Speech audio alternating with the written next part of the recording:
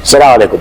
देखिए, आप अभी जो बात हुई तो मुझे लगता है इस तरह की बात हो गई कि अभी जो हम लोगों को जो सुन रहे हैं आप सब, यानी आप सब लोगों को इन्वेस्टमेंट चाहिए, इस तरह की बात मेरी समझ में नहीं आ रहा। हो सकता है आप लोगों में भी इन्वेस्ट करने वाले हों, तो ये दो तरफा बात है कि हमारा मकसद ये कहने का है कि पाकिस्तान बिजनेस ग्रुप बनाने का मकसद यही है कि अपनी कम्युनिटी को हम किसी भी सूरत में फ़ायदा किस तरह पहुंचा सकते हैं।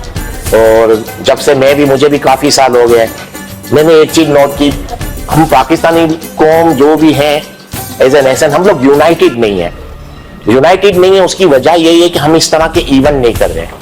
अगर हम लोग एक दूसरे से मिले, अभी जितने लोग हैं यहाँ पर, सब ने फर्स्ट टाइम एक दूसरे को देखा है। मैंने तो तकरीबन ज़्यादातर सब फर्स्ट टाइम देखा है, लेकिन आप सब प्रैक्टिकली हैं और काम भी कर रहे हैं, फिर भी हमको नहीं पता इतना बिजनेस होने के बाद भी। तो यही सबसे बड़ी नाकामी है। तो हमको सबसे पहले ये हाईलाइट करना चाहिए कि हम इतना पीछे क्यों रह गए। दूसरी कम्युनिटियाँ बहुत आगे हो गई हैं, इसमें कोई दो राय नहीं है। हम अपनी आवाज़ कभी लेकर नहीं जा रहे हैं, यानी जो भी यहाँ की हुकूमत है, यहाँ की गवर्नमेंट है, उनसे बात नहीं की जाती। कभी हमारे वीज़ा बंद हो जाते हैं, हमको पता नहीं क्यों बंद हो गए। कभी हमारे साथ क्या प्रॉब्लम हो जाती है, हमको पता नहीं है कि एक्चुअल प्रॉब्लम क्या है। हमारे साथ ये हुआ है तो हमने कहीं ना कहीं गलती की है, लेकिन हमारे यहाँ किसी को पता नहीं है। और सबसे बड़ी खूबी हमारे में क्या है कि हम खुद ज़्यादा अपनी बुराइयाँ करते हैं। बाकी आप कहीं भी अगर देखें कि पाकिस्तान की बुराई अगर आपको कोई करता हुआ नजर आएगा आपके साथ, वो पाकिस्तानी होगा।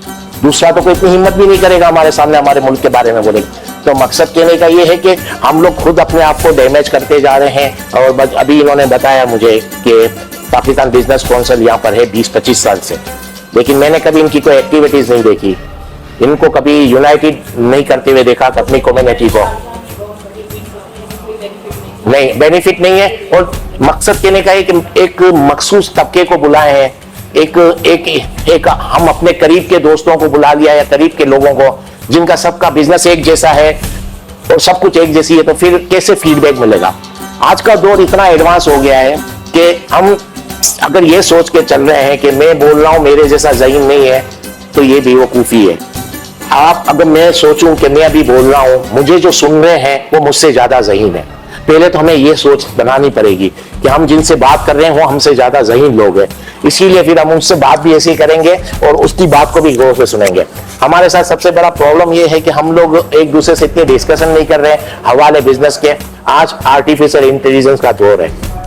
तकरीबन जो इंफॉर्मेशन आ रही है 85 करोड़ जॉब खत्म हो जाएंगी, लेकिन 1 अरब जॉब और आ जाएंगी। इसका मतलब दौर चेंज हो गया। अब हमको उस तरफ जाना है कि आने वाली सोच बनानी, आने वाले किस तरह काम कर रहे हैं। तो जितने लोग यहाँ बैठे हैं या बाद में जो हमसे जुड़े होंगे, तो वक्त हमको उस पर देना है कि उनके पास आइडियाज क्या हैं। हम दूसरों के आइडियाज सुनने के लिए तैयार नहीं है। आज का दौर सिर्फ आइडियाज पे है। जैसे आपने देखा होगा व्हाट्सएप आम लोगों से कोई 1 रुपया लेता है, लेकिन अरबों रुपये कमा रहा है एक आइडियाज। फेसबुक, तो मकसद कहने का ये जो आज के लोग हैं जो इस दौर में हैं, इन सबके पास आइडियाज है। और जिनके पास आइडियाज है मुझे लगता है वो इन्वेस्टर से भी ज्यादा स्ट्रांग है, लेकिन हमारी बदकिस्मती हम लोग उनको कनेक्ट नहीं कर पा रहे। मेरे पास इतने बेहिसाब इन्वेस्टर हैं जिनके पास पैसा बहुत है, काम क्या करना है पता नहीं है, पता ही नहीं है। 1 प्लॉट लेकर रख लिया, 2 प्लॉट लेकर रख दिया, 10-10 प्लॉट रख लिया, कुछ आता नहीं है। शाम पूरा दिन पूरी रात जागते हैं, रात को सोते हैं। प्लॉट जहां उन्होंने समझो 100 करोड़ की जगह ली थी, 3 साल बाद वो 200 करोड़ की हो गई। उनको कुछ आता नहीं है, पैसा बढ़ता जाता। तो ऐसे बहुत से लोग हैं, बहुत से इन्वेस्टर हैं जिनके पास पैसा है लेकिन उनको आइडिया नहीं है, इसलिए वो जॉब क्रिएट नहीं कर सकते, अपनी कम्युनिटी को फायदा, इंसानियत को फायदा नहीं पहुंचा सकते। क्योंकि सबसे बड़ा फायदा मैं समझता हूं, अगर आप किसी को पहुंचाना चाह रहे हो तो उसको रोजगार दे दें, इससे बड़ा फायदा नहीं है। और जब तक हम रोजगार नहीं देंगे अपने मुल्क में या कहीं भी, तो आप सोच रहे हैं अगर रोजगार नहीं है तो कभी अमन भी नहीं आएगा। तो अभी हमारा मकसद यही है इस बार कि हम इन्वेस्टर को और जिनके पास आइडियाज है उनके साथ एक गैदरिंग करें, उनको सब कनेक्ट करें और उनके साथ। अब रहा सवाल कि 65%, 70% ये अपनी जगह एक सोच है, लेकिन मैं इसको इस तरह मानता हूं कि ये डिसाइड वही इन्वेस्टर करेगा कि मुझे कितना % उसके साथ रहकर चलना है। हो सकता है 100% करने वाला भी हो जो बोले कि मैं 100, आपका आइडियाज ऐसा हो कि उसको जरूरत ही नहीं पड़ेगा आपसे कुछ मांगने की। वो तो आप लोग किस तरह उसको बयान करोगे, जिनको भी इन्वेस्टमेंट चाहिए, वो मुझे लगता है वो एक इन्वेस्टर का और जिसके पास से इन्वेस्ट जिसको चाहिए वो उनकी अंडरस्टैंडिंग होनी चाहिए। बस अगर वो 100% भी देना चाहे तो 100%, वो 50-50 करना चाहिए, वो उनका है। लेकिन तरीकेकार यही होना चाहिए कि आप जिसको भी इन्वेस्ट चाहिए वो किस तरह से चाहिए और किस तरह से वो उसका रिटर्न करेगा वो जाने, उसको ये। हाँ, बार बार ऐसा भी होता है, जरूरी नहीं है कि हर इन्वेस्टर के ऊपर भरोसा हो। ऐसा नहीं है कि हम सिर्फ जिनके पास आइडियाज हैं या जिनको इन्वेस्टमेंट चाहिए उनको वो समझे कि हर चीज में वो है। कितने इन्वेस्टर भी सही नहीं होते, उनके साथ भी डील नहीं हो सकती, पैसा बहुत है लेकिन लोग उनके साथ काम करना नहीं चाहते।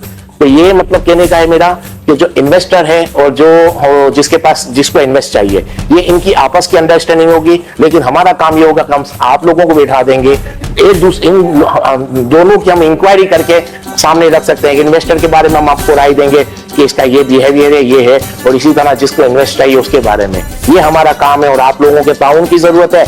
और फिर इसके अलावा मैंने अभी चीज की कि हमसे ज्यादा आप लोग ज़हीन हो, तो आप अपनी सजेशन हमको आज यहाँ दें कि हमको इस ऑर्गेनाइजेशन को, इसको जो पाकिस्तान बिजनेस ग्रुप है, इसको किस तरह लेकर चलना है।